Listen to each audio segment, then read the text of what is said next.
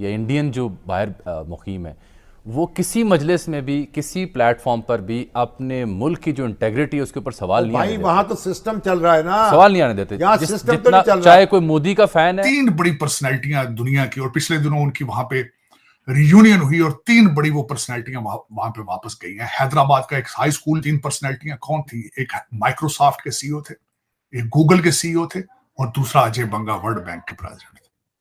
तीन भारतीय हैदराबाद के एक हाई स्कूल से पढ़ के दुनिया को चला रहे हैं।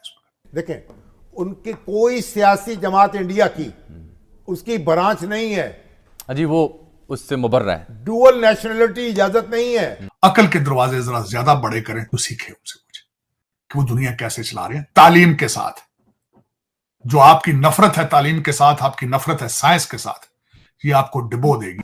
लगता ये है कि आईएमएफ ने, आई थिंक उसमें हमारा भी खैर कसूर है कि टोटली टेक ओवर कर लिया है। लगता है पाकिस्तान को, हर चीज को वो माइक्रो मैनेज कर रहे हैं। और आखिर आईएमएफ को ये कहने की जरूरत क्यों पड़ी? ज़ाहिर उनकी रिकमेंडेशन है, किस वजह से वो चाह रहे हैं। बरतानिया हो, चाहे फ्रांस हो, चाहे जर्मनी हो, चाहे अमेरिका, कनाडा, कहीं पे भी हो, पाकिस्तानियों को बड़ी गंदी नजर से देखा जाता है। फॉरेन पॉलिसी मैगजीन ने, हमारे दोस्त ही हैं, उन्होंने रिव्यू किया कि 4 बड़े इवेंट्स कौन से हैं, तो उन्होंने कहा साउथ एशिया के हवाले से जो सबसे बड़ा इवेंट यही है कि भारत चांद पे गया है।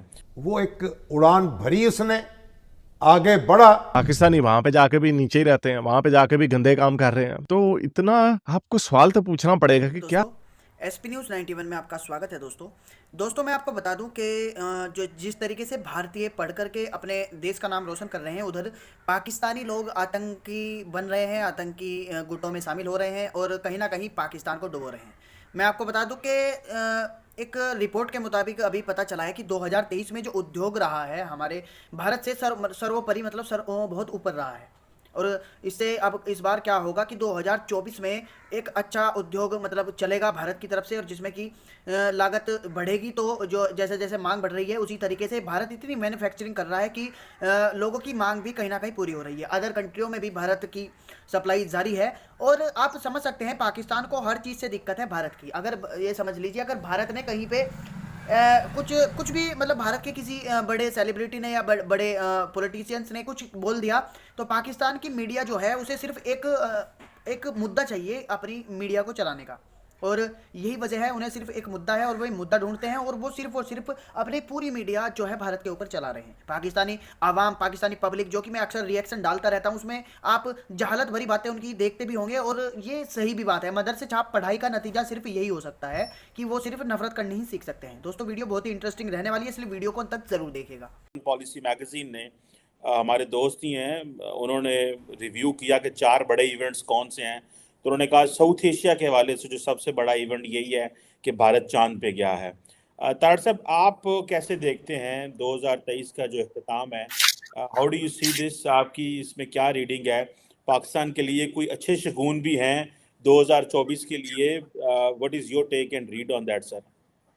चीमा साहब, 3 चीजों के बारे में बात करना चाहूंगा। एक तो 2023 के जो वाकयात हुए हैं उनको सम अप करूंगा, जो मुझे ज्यादा स्ट्राइक कर रहे हैं, एक। और दूसरा, आगे न्यू ईयर आ रहा है। हर इंसान जो है उस पर कुछ अपना नया रेजोल्यूशन बनाता है और बनाना चाहिए, चाहे वो कर सके ना कर सके, लेकिन सम चेंजेस, उसके बारे में मैं कुछ अपनी रिकमेंडेशन दूंगा। जो मैंने कुछ चेंजेस की थी अपने पर्सनैलिटी में 2003 में, वो कितनी कामयाब रही हैं। फिर पाकिस्तान के हवाले से फोरकास्ट करते हैं। तो चीमा साहब, सबसे बड़ा जो वाकया मेरी नजर में हुआ था तुर्की का जल्जला था, जिसमें 40,000 लोग, 44,000 लोग जो थे वो मारे गए थे, और सीरिया में 15,000 लोग मारे गए थे। लेकिन उसका जो मुझे ज्यादा शाख था कि बिल्डिंगों की कंस्ट्रक्शन में करप्शन इन्वॉल्व थे, तो वो एक इंसानियत का अलमिया था। दूसरा, 2023 के अंदर एक नई चीज आई है, जो अमेरिकन एक सिंगर है टेलर स्विफ्ट, उसने अपने दौरे करने शुरू किए और जिस मुल्क में जाती थी उसकी इकॉनमी पे बहुत बड़ा इंपैक्ट होता था।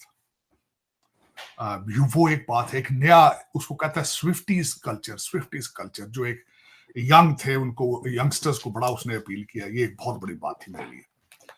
तीसरी बात, मैं समझता हूं कि इंडिया ने चाइना को पॉपुलेशन वाइज सरप्लस कर दिया। 1.42 उनकी पॉपुलेशन थी बिलियन, चाइना की इस वक्त 1.41 है। तो उसने अप्रैल 2023 में India became the largest country.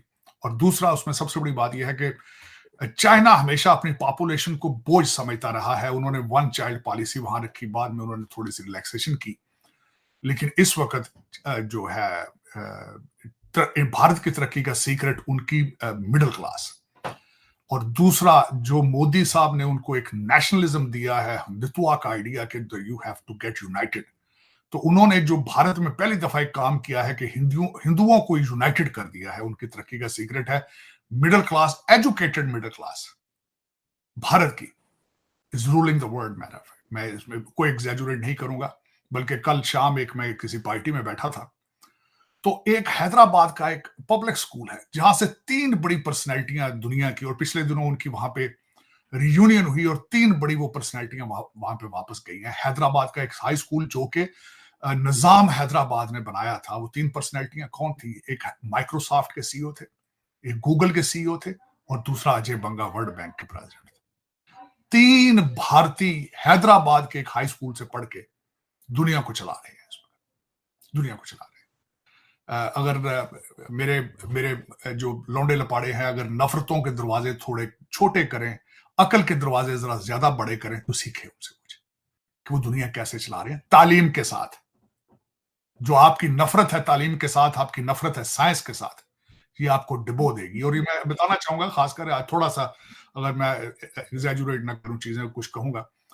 सबसे पहले आपने साइंस को डिनाई किया जब जर्मनी में 16वीं सदी में प्रेस आई, तो तुर्की के जो मौलाना थे उन्होंने कहा था कि प्रेस पहले हाथ से लिखा जाता था कुरान पाक। उन्होंने कहा कि ये प्रेस के ऊपर कुरान लिखा जाएगा, नाउज बिल्लाह, इसको हाथ नहीं लगाना, ये कुफ्र है, ये कुफ्र है। उसके बाद आपने इस तरह अपनी अकलों पे ताले लगाए हैं। मैं समझता हूं अब्बासियत पीरियड हारून रशीद का था, जब बगदाद को उसको कहा जाता था मदीनातुल हिकमत, मदीनातुल हुकमत। मैं उनके बारे में बड़ी रिसर्च आजकल करता रहता हूं। उनके ट्रांसलेशन का एक डिपार्टमेंट था जो उसका हेड था, ही वाज क्रिश्चियन।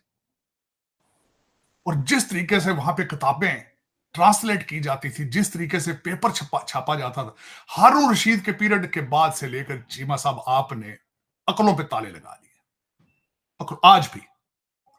आज भी ऑक्सफोर्ड कैम्ब्रिज की तालीमें, उनकी किताबें अकॉर्डिंग टू अल्लामा इकबाल मर्दे मोमन पे बेअसर है। आपके ये जो आते हैं सीएसएस अफसरान, जो जूनियर ब्रिटिश एजेंट हैं, यहां से कुछ भी नहीं लेके जाते। बंद अकल के ताले लेकर आते हैं, बंद अकल के ताले लेकर वापस चले जाते हैं। कहतुर रजाल है आज, ना सिर्फ पाकिस्तान में, in the entire Muslim world 1.9 billion मुसलमान हैं और जलील ख्वार हो रहे हैं, चाहे अपने मुल्कों में हैं चाहे बाहर है। खुदा का एक अजाब नाजिल है क्योंकि आपने तालीम से मुंह फेर लिया। आपने ये कसमें खा ली हैं कि हमने पढ़ना नहीं, तालीम तरक्की हमने तरक्की तालीम से नहीं करनी, हम जिहाद से तरक्की करेंगे। खुदा दा नाजे, शर्म करो यार, खुद शर्म करो। हुण ते जंगां ड्रोन नाल हो रहीआं जे, हुण ते कोविड अगले सटदे ने बना के, तुहाडे अद्धियां नस्लां तबाह हो जाणीआं तुहाडीआं।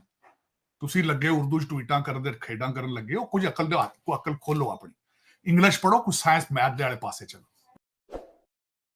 दोस्तों, आपको ये वीडियो कैसी लगी प्लीज़ कमेंट के माध्यम से ज़रूर बताएं। अगर आपको ये वीडियो पसंद आया हो तो प्लीज़ इस वीडियो को लाइक और शेयर करना बिल्कुल ना भूलिएगा। साथ ही मैं आपको बता दूं, यदि आप चैनल पर नए हैं तो प्लीज़ इस चैनल को सब्सक्राइब करके बेल आइकन को ऑल पर सेलेक्ट कर लीजिएगा, ताकि भविष्य में हम जैसे ही कोई वीडियो अपलोड करें उसका नोटिफिकेशन आप तक सबसे पहले पहुँच जाए। तो दोस्तों, वीडियो को अंत तक देखने के लिए धन्यवाद।